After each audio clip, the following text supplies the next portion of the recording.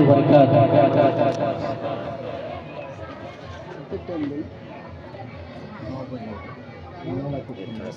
تو یہ گلے آپ إن الحمد لله نحمده ونستعينه ونستغفره ونعوذ بالله من شرور أنفسنا ومن سيئات أعمالنا من يهده الله فلا مضل له ومن يضلله فلا هادي له واشهد ان لا اله الا الله وحده لا شريك له واشهد ان محمدا عبده ورسوله اما بعد فان خير الحديث كتاب الله وخير الهدي هدي محمد صلى الله عليه وسلم وشر الأمور محدثاتها وكل محدثة بدعة وكل بدعة ضلالة وكل ضلالة في النار. أعوذ بالله السميع العليم من الشيطان الرجيم. بسم الله الرحمن الرحيم. يا أيها الذين آمنوا قوا أنفسكم وأهليكم نارا وقودها الناس والحجارة. اللهم أرنا الحق حقا وارزقنا اتباعه وأرنا الباطل باطلا وارزقنا اجتنابه. سبحانك لا علم لنا إلا ما علمتنا إنك أنت العليم الحكيم. رب اشرح لي صدري ويسر لي أمري واحلل عقدة من لساني يفقهوا قولي. اللهم رب زدني علما. آمين.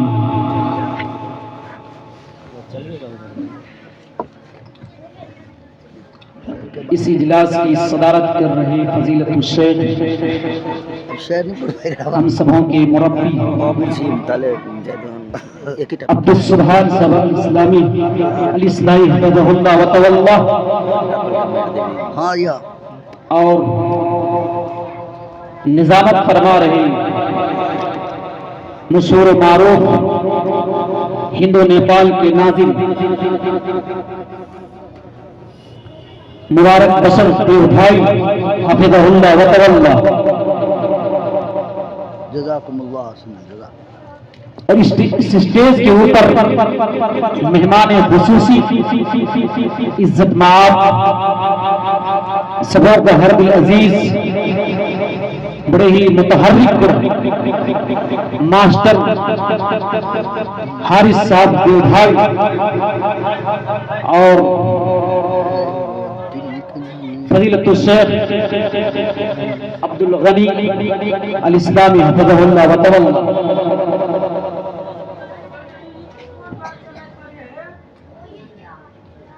شاعر اسلام ہمارے رفیق خاص امجد عصری کا نام لوں یہ میرے لیے کنجوسی.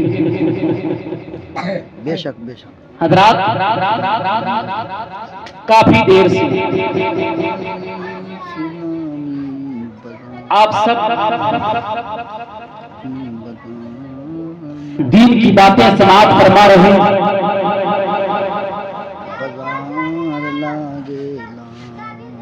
اس پروگرام کے اندر میں نے یہ محسوس کیا کہ یہاں پہ صرف شاعر اسلام امجد عصری اور ناظم جلسہ مبارک پیر بھائی اور کوئی پوری رات یہی دو اسباب بتا دیتے ہیں. یہ ہنر، یہ حوصلہ، یہ جذبہ، یہ روانگی الحمدللہ ان دونوں کے تو وہ ملکہ حاصل ہے اللہ تبارک و تعالیٰ نے. حضرات یہ جو پروگرام رکھا گیا ہے مسجد کے تعلق سے اور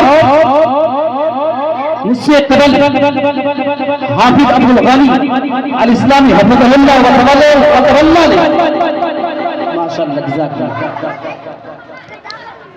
اس کے اوپر مختصر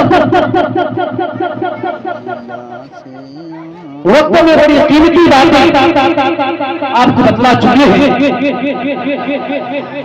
میں آپ کے سامنے کچھ بچوں کے مستقبل کے تعلق سے یا جو ہماری اولاد ہے ان کی تربیت کے تعلق سے کچھ باتیں رکھنے کی سعادت حاصل کر رہا.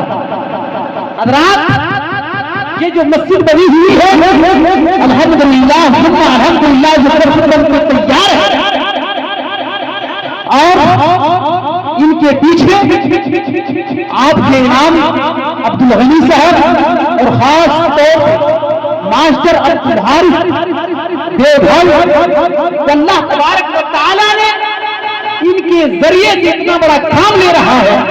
اللہ مبالغہ میں یہ کہہ سکتا ہوں اللہ تبارک و تعالیٰ اپنے محبوب چندہ اشخاص میں سے کسی کو چن لیتا ہے اور اس کام کے لیے اللہ تبارک و تعالیٰ نے اس روئے زمین کے اوپر سب سے بہترین چیز اگر کوئی ہے کوئی گھر ہے امام کائنات جناب محمد رسول اللہ صلی اللہ علیہ وسلم نے فرمایا اس روئے زمین کے اوپر سب سے بہترین جگہ ہے تو مسجد ہوا کرتی ہے.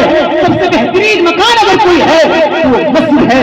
اس مسجد کو بنانے کے لیے اللہ تبارک و تعالیٰ نے محمد حارث صاحب کو چن لیے ہیں اور صرف جان کے ہی نگر نہیں بلکہ یہاں سے لے کر آپ کے ہمارے یہاں جھارکھنڈ تک پہنچے ہوئے ہیں اور نمبر لگا ہوا ہے انشاءاللہ عزیز. یہاں کے بعد پھر مڑیا, یہاں کے بعد پھر جھاجھا, جھاجھا کے بعد پھر مدھوپور, جھارکھنڈ تک الحمدللہ ثم الحمدللہ اللہ تبارک و تعالیٰ نے ان ہزاروں میں سے کسی کو چن لیا.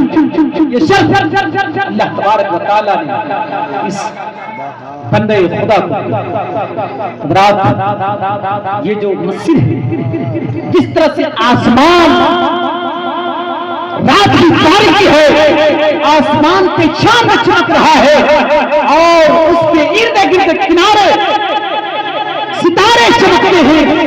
آسمان کو تحفظ کے لیے, آسمان کو باقی رکھنے کے لیے ستارے ضروری ہے. اسی طرح سے اس زمین کو باقی رکھنے کے لیے, اس زمین کی حفاظت کے لیے مسجدیں ہوا کرتی ہے. یہ مسجدیں اگر زمین کے اوپر نہ ہو یہ مسجدیں ختم ہو. مسجد کی مقام, مسجد کی اہمیت, مسجد کی فضیلت الحمدللہ الحمدللہ آپ کی جانکی نگر میں مسجد کے تجار ہے اور ضرورت ساتھ ہے. آپ اس مسجد کو پیٹ کریں, آپ اس کی عبادت, اس کے اندر جا کر عبادت کریں, اس کے انتظام انسان کریں, ان کا پیٹ بھریں. امام کائنات جناب محمد رسول اللہ صلی اللہ علیہ وسلم نے فرمایا ورجل قلبه معلق بالمساجد, ایسا شخص کل قیامت کے دن جب سارے لوگ اسی کے عالم میں ہوں گے, کوئی کسی کا پرسان حال نہیں ہوگا, لیکن 7 اشخاص میں سے 7 اشخاص کو 7 لوگوں کو اللہ تبارک و تعالیٰ اپنے عرش کے نیچے رکھے گا. ان میں سے ایک ہوگا رجل قلبه معلق بالمساجد, جس کا دل مسجدوں سے لٹکا ہوا ہوگا. اور لٹکنے کی کئی نوعیتیں ہو سکتی ہیں, کئی شکلیں ہو سکتی ہیں. ایک مسجد کے انسلام انتقام انتظام اور اس کی حفاظت اس کو بنانے کے لیے میرے بھائیوں ایک کی عبادت کے لیے یہ مختصر سی باتیں تھیں. اب آئیے میں اپنے موضوع کی طرف آپ کو لے کر کے چلتا ہوں. حضرات گرامی, اللہ تبارک و تعالیٰ نے اگر کسی کو اولاد سے نوازا ہے تو اللہ تبارک و تعالیٰ نے کسی کو مال سے نوازا ہے, اللہ تبارک و تعالیٰ نے کسی کو اولاد سے نوازا ہے. بہت بڑی نعمت ہے, بہت بڑی نعمت ہے. یہ نعمت ان سے پوچھو کہ شادی کے کئی سال ہو چکے ہیں لیکن ان کے گھر کے اندر چیخوں کی آواز آ رہی ہے. یہ اللہ کی بہت بڑی نعمت ہے. اس اولاد کیجیے، اس اولاد کو سنوارنے کی کوشش کیجیے، اس اولاد کو بنانے کی کوشش کیجیے، اور اگر اس اولاد کو سنواریں گے، اس اولاد کو بنائیں گے، اس اولاد کی تربیت صحیح طور پر کریں گے، دنیا کے اندر بھی آپ کو دنیا کے اندر بھی کامیاب ہیں اور آخرت کے اندر بھی آپ کو کامیابی ملے۔ کیسے؟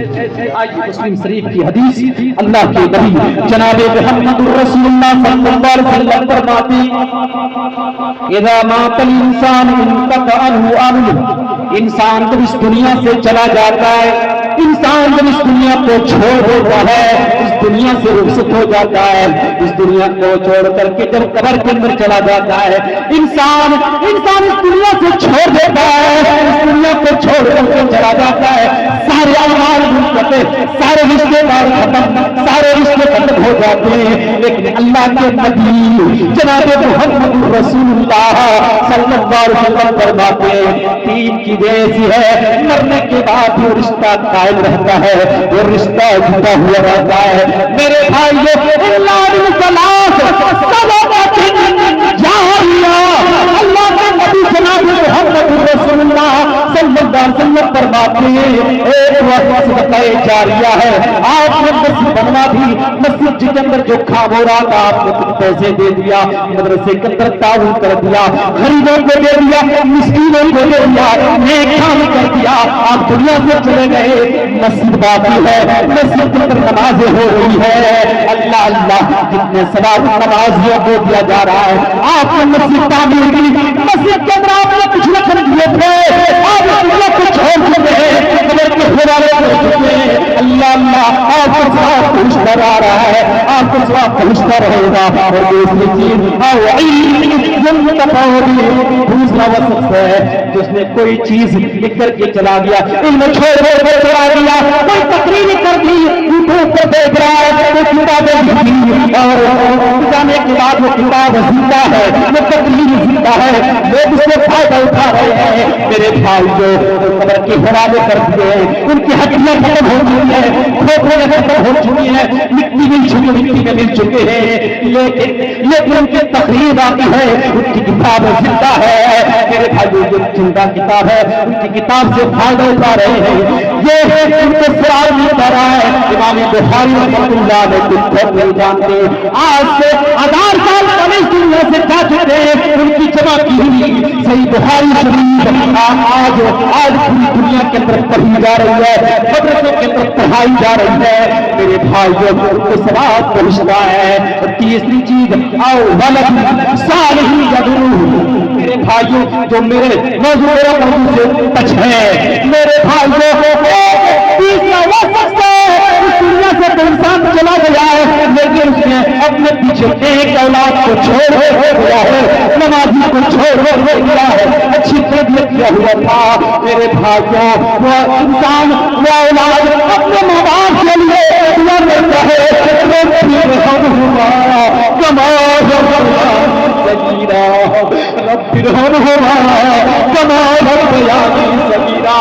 ماں باپ تو قبر کے اندر ہے، ماں باپ تو دنیا سے جا چکے ہیں، لیکن اولاد ہاتھ اٹھا کر اپنے ماں باپ کے لیے دعا کر رہے ہیں، رب ارحمہما کما ربیانی صغیرا، اللہ اللہ یہ دنیا سے جا چکا ہے، لیکن یہاں اولاد یہ دعا مان رہی ہے،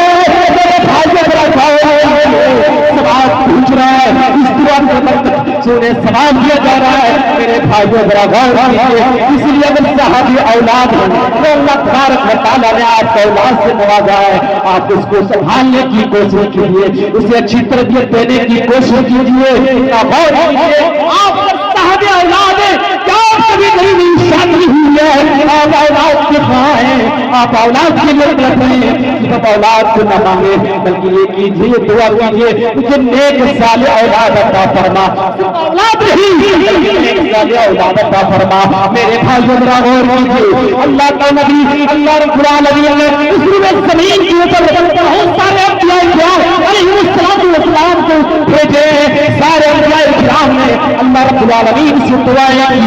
حضرت زکریا علیہ السلام, حضرت ابراہیم علیہ السلام, حضرت زکریا دعا کر رہے ہیں, اللہ اللہ اللہ تجھے نیک صالح ذریت طیبہ, نیک صالح اولاد عطا فرما.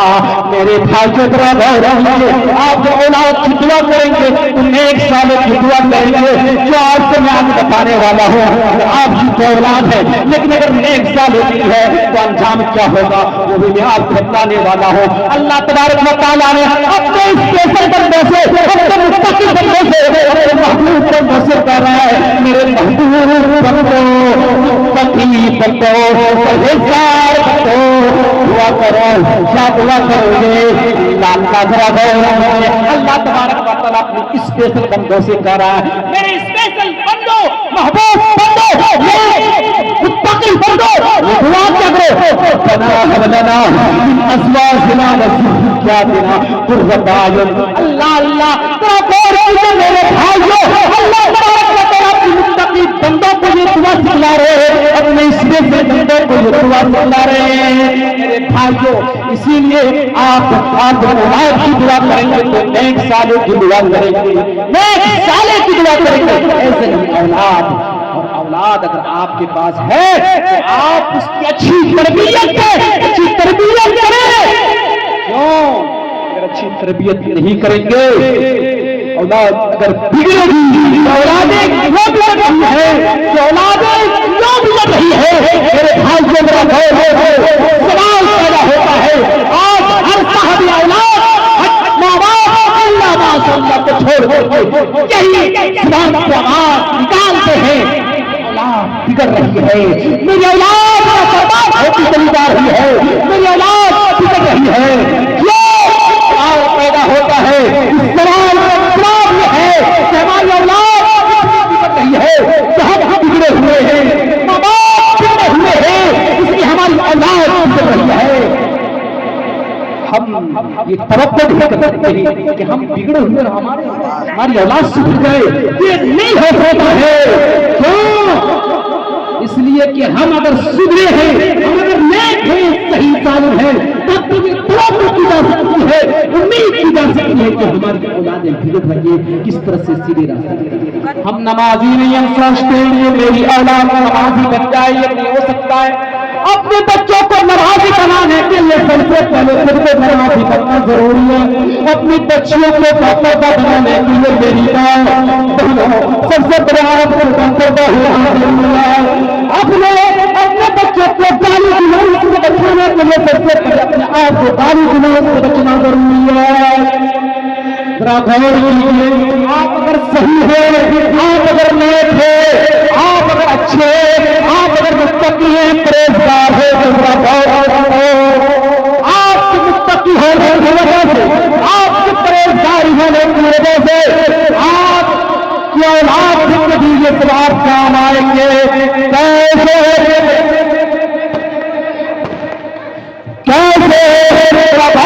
میرے بھائیوں, آپ اگر متقی ہیں, نیک صحیح صالح ہیں, میری بات سب صلاح کے پابند ہے. آپ اس دنیا سے جا چکے ہیں, دنیا کو چھوڑے, آپ کی اولاد ہیں, آپ کی نیک ہونے کی وجہ سے, آپ کی صلاح ہونے کی وجہ سے نیک آپ کے بچوں کو بھی کام آئیں گے. ایسے آپ کے بات کر کے دیکھ لیجیے, حضرت ایک جگہ سے دوسری جگہ جا رہے ہیں, حضرت موسیٰ حضرت چل رہے ہیں, چلتے جاتے جاتے اسی طرح سے گاؤں میں پہنچ رہے ہیں, دھوپ لگی ہوئی ہے, دھوپ سے پریشان ہے.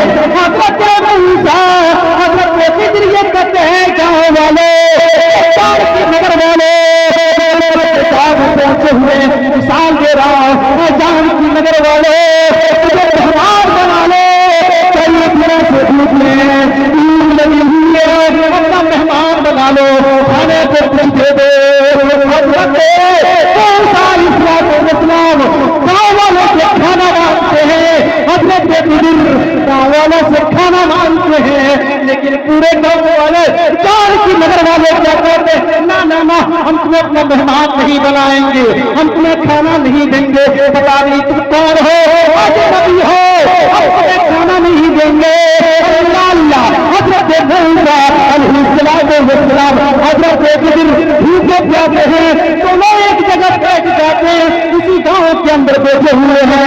حضرت خضر کی نظر دیوار کے اوپر پڑتی ہے، حضرت خضر کی نظر دیوار کے اوپر پڑتی ہے، وہ دیوار کی نہیں والی تھی، میرے بھائی برابر حضرت خضر اٹھتے ہیں اور اس دیوار کو سیدھا کر دیتے۔ حضرت موسیٰ سبحان اللہ، حضرت خضر کو کہتے ان گاؤں والوں نے ان کو مہمان نہیں بنایا، بھوک لگی ہوئی کھانے کو بنانے کو کھانا نہیں دیا اور تم نے اس کی دیوار کو سیدھا کر دیا۔ آئے بہت اچھے بنتے ہو،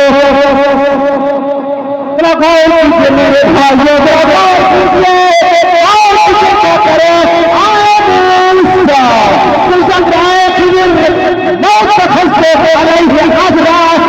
اجرت کیوں نہیں لے لیتے، بدلا کیوں نہیں لے لیتے، پہلے ان سے جا کر ڈسکشن کر لیتے، پہلے بات سے کر لیتے، اس کے بعد آپ اس کی دیوار کو سیدھی کرتے ہیں۔ اگر اللہ کیا جواب دیتے ہیں، میں نے اس دیوار کے لیے سیدھا کر دیا، وَأَمَّا الْجِدَارُ